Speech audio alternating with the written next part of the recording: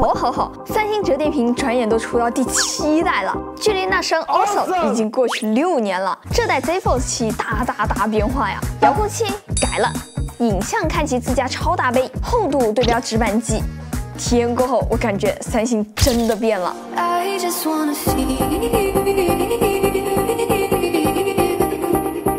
现在看看大家伙 ，Z Fold 7是大变样了，拿在手上大进步呀！这还是我印象里的三星吗？把大折门按照厚度顺序摆在桌上，这是 Z Fold 6的位置，这是 Z Fold 7的位置，都给我往后稍。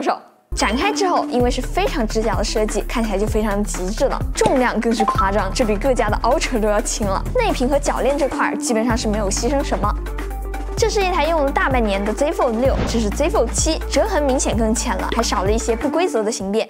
而且这么薄的情况下，三星这个铰链悬停的质量也是真的好，基本上全角度都可以卡得死死的。我唯一还有点想要的就是内屏的抗反射再做好一点，要是能把 S25 Ultra 那种观感平移到折叠屏上面，那绝了。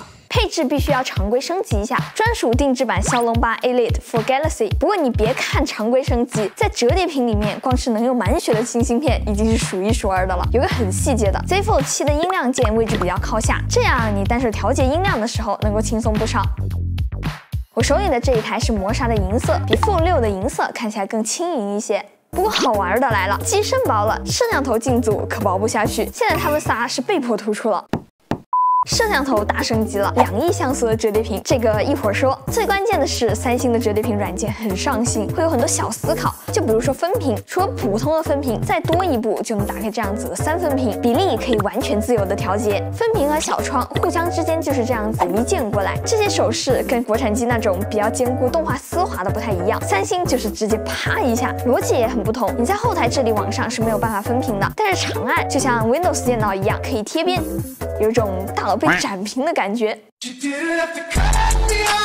小窗一次性最多可以挂5个上去，暂时不用的小窗缩起来之后可以挂在屏幕的任何地方。收纳多几个 app 之后，移动的时候还会有一个超级细腻的动画，就像是一个小彗星一样。交互主打的就是一个随心所欲，我给你一个超级自由的画布，想咋用你就可以自己去考虑。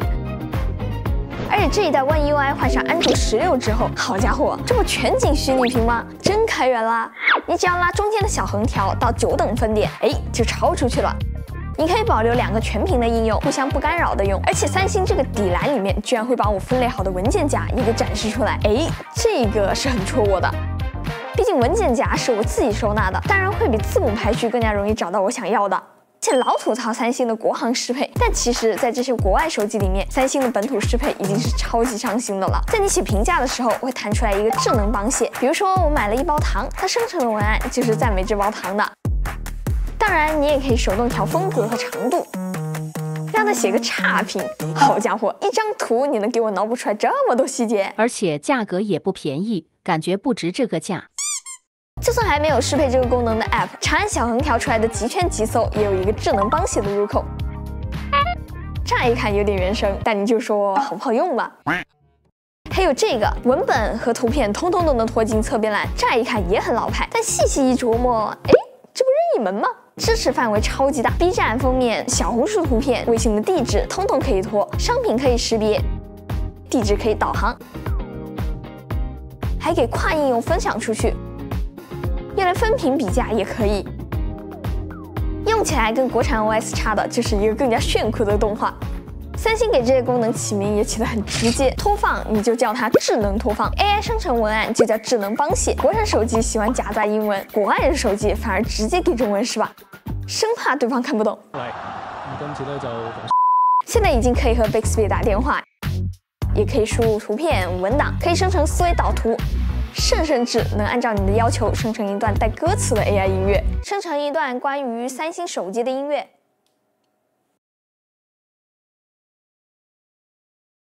你是科技的奇迹，闪耀着光芒，你是创新的先锋，引领着风尚。其其实能够看得出来啊，这一代三星就是想做一台更好用的大折，摆在桌上的时候，新的 Fold 7就像是一张摊薄的大饼，内屏变得更宽了，外屏变成了更宽的21:9，所以在外屏和内屏单手握持的时候都会更宽大一些。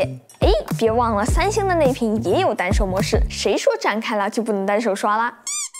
新的大屏用来看视频、打游戏都很合适。这一次换上了自家超大杯的同款主摄，2亿像素超大底，暗光的时候看起来更加纯净，噪点更少。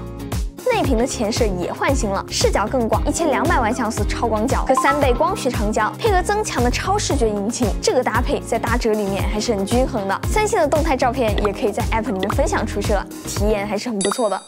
再来看一下小折叠和手表 ，Z Flip 7这回也有升级，电池变大的同时还减薄了，展开来就是一台正常的手机，合上了小小的也可以塞进任何的地方。这代的边框超级窄，乍一看有一种渲染出来的感觉。我手里的这一台是黑色，官网还有另外3种颜色可以选，铰链跟大折一样很扎实，可以悬停在不同的角度。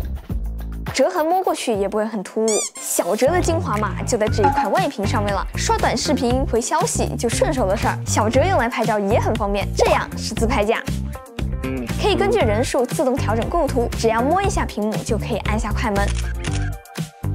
手表乍一看还是圆形的，但是你仔细看的话呢，外方内圆。美国官网管这叫提升感觉，国行这叫标志性天圆地方设计交融共生。这一代手表更轻薄了，换用了新处理器，还有一个检测抗氧化指数的新功能，在手机上面操作，把手表取下来，把拇指放在传感器上面就可以测了，有点意思。总的来说 ，Z Fold 7和 Z Flip 7这2台折叠升级的幅度超出了很多人的预期，变薄变轻，对于折叠屏来说算是往实用迈了一大步。硬件看齐旗舰，无线充、防水、系统的维护也是三星旗舰的标准。现在看来，国行的 AI 也没有落下，你们觉得这一波升级值不值呢？OK， 那么这期视频到这里就结束啦。如果这期视频还有点意思的话，记得给我点赞、3连关注哦，这对我来说非常重要。那我是千里，咱们下期再见吧，拜拜。